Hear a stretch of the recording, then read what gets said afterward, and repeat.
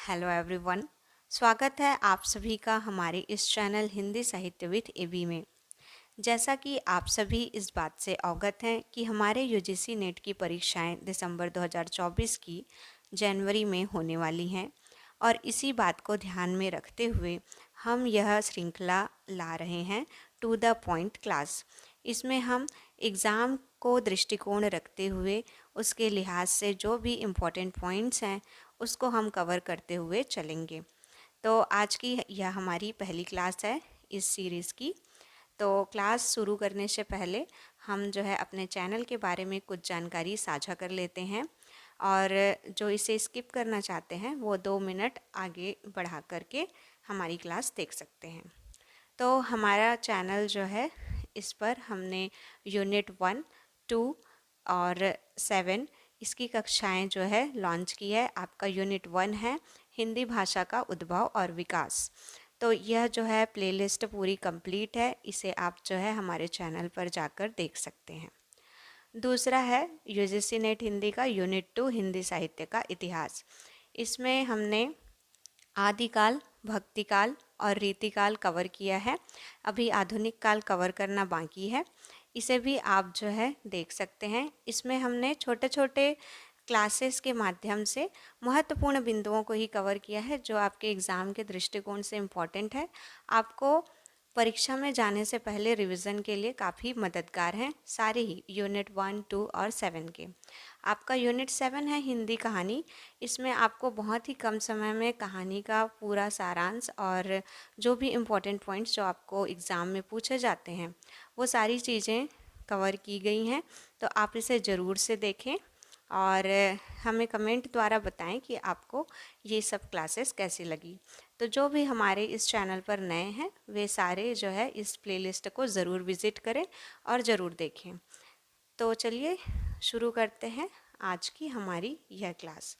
तो इस क्लास में हम सब सारे इम्पॉर्टेंट पॉइंट्स जो आपके पाठ्यक्रम में ऐसे स्पेसिफिकली नहीं है लेकिन आपके पाठ्यक्रम के जो भी रचनाकार हैं उनके बारे में पूछे जाते हैं। और ये हिंदी साहित्य के एक तरह से जीके समझ लीजिए, जो कि आपको पता ही होना चाहिए। जनरल नॉलेज एक बेसिक जो होता है वह चीज़ हम जो है यहाँ पर शेयर करेंगे और ये सारे इम्पॉर्टेंट हैं। तो देखते हैं हिंदी का प्रथम कवि। तो हिंदी का प्रथम कवि माना जाता है सरहपा और इनका समय काल है 9वीं शताब्दी। आपको ऐसे क्वेश्चंस जो हैं एग्ज़ाम में आते हैं, जैसे कि आपसे पूछ लिया जाता है कि हिंदी का प्रथम महाकाव्य कौन सा है या किसे माना जाता है, या फिर कोई कथन दे दिया जाएगा कि हिंदी का प्रथम महाकाव्य सपोज पृथ्वीराज रासो है या प्रिय प्रवास है। आपको बताना है कि वह कथन जो है सही है या गलत है, क्योंकि आजकल जो क्वेश्चन का पैटर्न चेंज हुआ है तो 4-5 कथन आपको दिए जाते हैं और आपको बताना होता है कि उनमें से कितने कथन सही हैं। तो इन सब को सॉल्व करने के लिए ये सारे बिंदु जो आज हम डिस्कस करने वाले हैं वो काफ़ी ही उपयोगी सिद्ध होंगे, तो इसलिए इसे ध्यान से सुनें। फिर हमारे दूसरे हैं हिंदी के सर्वप्रथम कोशकार अमीर खुसरो। इनकी रचना खालिक बारी जो है एक शब्दकोश है, हिंदी फारसी शब्दकोश है ना। तो इस कारण से ये सर्वप्रथम कोशकार भी माने जाते हैं। फिर खड़ी बोली हिंदी के प्रथम कवि माने जाते हैं अमीर खुसरो। साधारणीकरण का सर्वप्रथम प्रयोगकर्ता भट्टनायक। साधारणीकरण से आपको क्वेश्चंस आते हैं, कई बार कथन के माध्यम से भी इसे पूछा जाता है या फिर आपको सही सुमेलन में भी इसे दे दिया जाता है। तो इस कारण से यहाँ पर जितने भी रचनाकार हैं और उनके बारे में जो भी इम्पोर्टेंट फैक्ट्स हैं वो आप ध्यान में रखेंगे।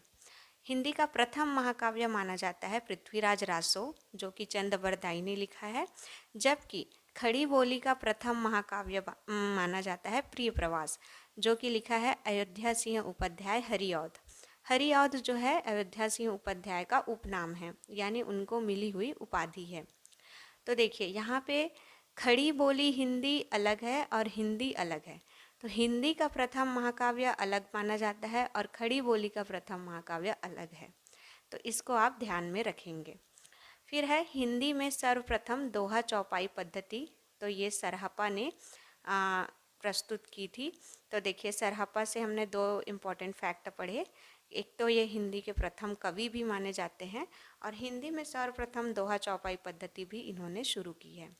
फिर माने जाते हैं हिंदी के प्रथम गीतकार विद्यापति। विद्यापति की रचनाएं कीर्तिलता, कीर्ति पताका। और नेक्स्ट है हिंदी की प्रथम कवयित्री मानी जाती है मीराबाई। प्रथम सूफी कवि हैं मुल्ला दाऊद चंदायन। और हिंदी के प्रथम दलित कवि हैं संत रैदास। संत रैदास जो है चमार जाति के थे, तो ये जो है दलित में आते हैं। और मुक्त छंद के प्रथम प्रयोक्ता माने जाते हैं निराला। इनकी रचना जूही की कली तो मुक्त छंद में लिखी गई है। मतलब मुक्त छंद में प्रथम रचना अगर पूछा जाए तो जूही की कली को आप मार्क करेंगे।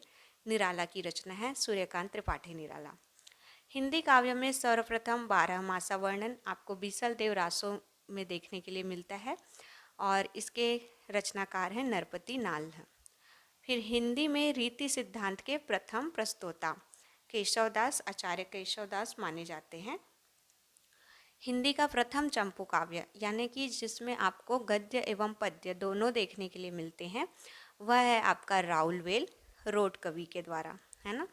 हिंदी साहित्य के लिए प्रथम ज्ञानपीठ पुरस्कार ये आपको सुमित्रानंदन पंत को मिला था चिदम्बरा काव्य के लिए।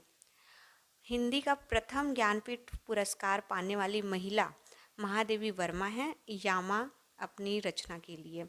तो देखिए ज्ञानपीठ पुरस्कार जो है, एक तो ओवरऑल देखेंगे तो सुमित्रानंदन पंत जो कि छायावाद के कवि हैं और महादेवी वर्मा वो भी छायावाद की ही कवयित्री हैं।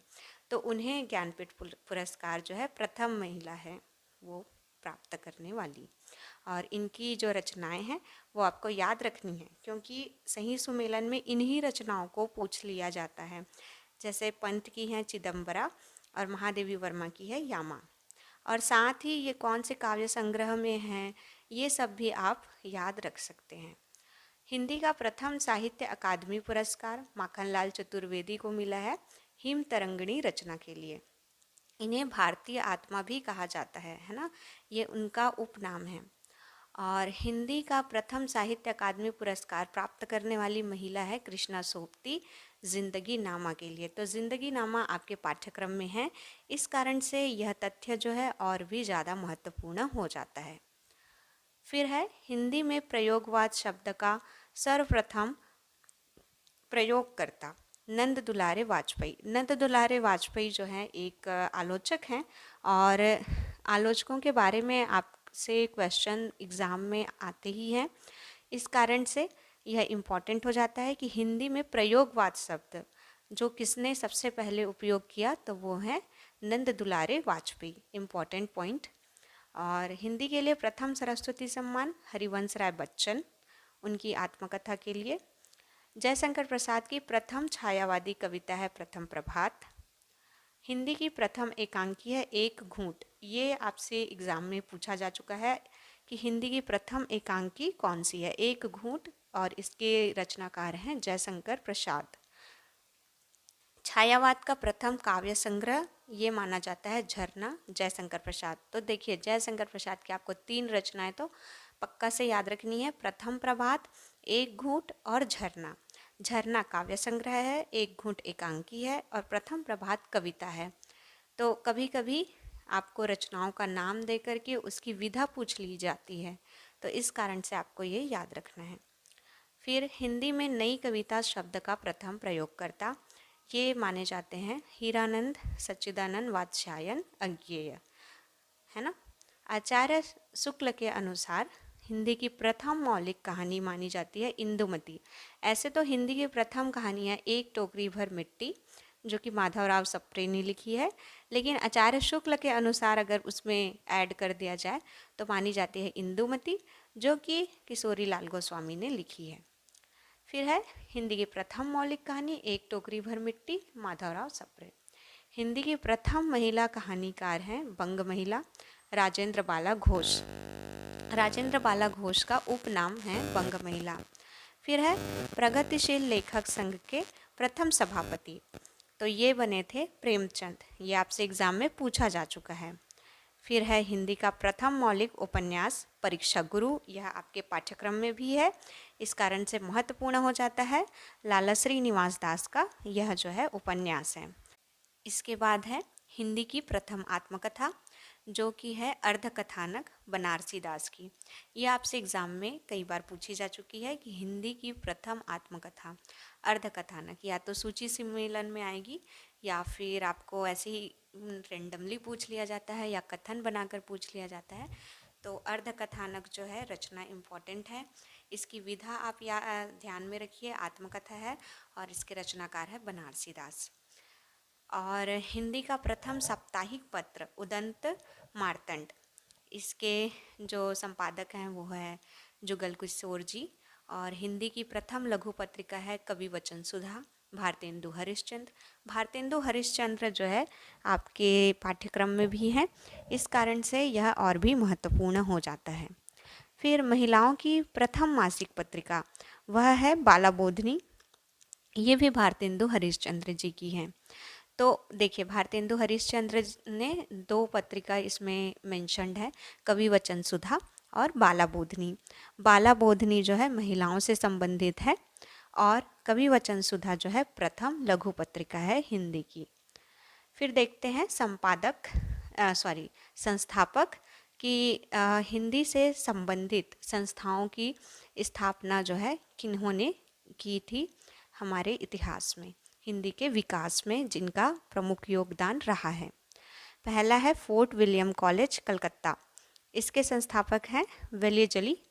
तो चूँकि ये उस समय की बात है औपनिवेशिक काल की, तो इम्पॉर्टेंट हो जाता है और ये वायसराय भी थे, इस कारण से और इम्पॉर्टेंट हो जाता है। तो फोर्ट विलियम कॉलेज कलकत्ता की स्थापना हुई 1801 में। फिर 1873 में भारतेंदु हरिश्चंद्र ने तदीय समाज की स्थापना की, यह आपसे एग्जाम में पूछा जा चुका है, इम्पोर्टेंट पॉइंट। फिर है नागरी प्रचारणी सभा काशी, इसके संस्थापक हैं बाबू श्याम सुंदर दास, पंडित राम नारायण मिश्र और ठाकुर शिव कुमार सिंह। देखिए आपको तीनों नाम याद रहने चाहिए, क्योंकि कई बार आपको ऐसा पूछ लिया जाता है कि निम्नलिखित में से कौन नागरी प्रचारणी सभा काशी के संस्थापक नहीं रहे हैं।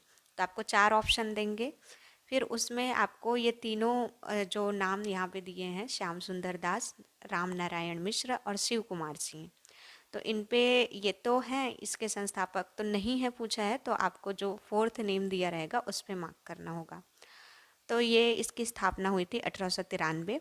और ये जो सन है वो भी आपको याद रखना ज़रूरी है, क्योंकि ये सही सुमेलन में एक तरफ आपको वर्ष दिया जाता है, ईस्वी सन दे दिया जाता है, और दूसरी तरफ आपको संस्थाएं या रचनाकार ये सब दिए जाते हैं, है ना। फिर है सरस्वती पत्रिका, इसके संस्थापक है चिंतामणि घोष और यह 1900 में प्रकाशित हुई थी। और भारतेंदु नाटक मंडली काशी, ये है 1906 में स्थापना हुई इसकी। दक्षिण भारत हिंदी प्रचार सभा मद्रास, इसके संस्थापक हैं महात्मा गांधी। महात्मा गांधी एक इम्पॉर्टेंट नाम है और ये जहाँ भी मेंशन्ड है हिंदी के इतिहास में आपको ध्यान रखना चाहिए। और 1918 इम्पॉर्टेंट वर्ष है, क्योंकि 1919 में प्रथम विश्व युद्ध शुरू हो गया था, असहयोग आंदोलन भी उस समय पे चल रहा था 1920 में, तो इस कारण से यह जो वर्ष है वो इम्पॉर्टेंट हो जाता है। तो इसी समय दक्षिण भारत हिंदी प्रचार सभा मद्रास की स्थापना की गई थी, क्योंकि अखिल भारतीय आंदोलन चलाने के लिए आपको दक्षिण भारत में भी हिंदी की आवश्यकता थी। हिंदी जो कि पूरे भारत की भाषा बन सके, संपर्क भाषा के रूप में स्थापित हो सके। प्रगतिशील लेखक संघ लखनऊ प्रथम अधिवेशन के अध्यक्ष रहे प्रेमचंद। 1936 की बात है, 1936 इम्पॉर्टेंट सन है क्योंकि गोदान लिखा गया था इस वर्ष। तो आज की क्लास में बस इतना ही। हम जो है इसके आगे के जो इम्पॉर्टेंट फैक्ट्स हैं उसको हम दूसरी क्लास में कवर करेंगे। तो यदि आपको इन सारे स्लाइड्स की नोट्स चाहिए या आज की कक्षा के नोट्स चाहिए तो आप हमारे टेलीग्राम चैनल को ज़रूर से ज्वाइन करें, हिंदी विथ AB। और जो बच्चे इंस्टाग्राम में हैं वो हमें इंस्टाग्राम पे ज़रूर फॉलो करें। तो मिलते हैं हम अपनी अगली क्लास में कुछ और इम्पोर्टेंट फैक्ट्स के साथ। तब तक के लिए आप अपनी तैयारी जारी रखिए और इसे हिंदी साहित्य के अन्य विद्यार्थियों के साथ शेयर करना ना भूलें। धन्यवाद।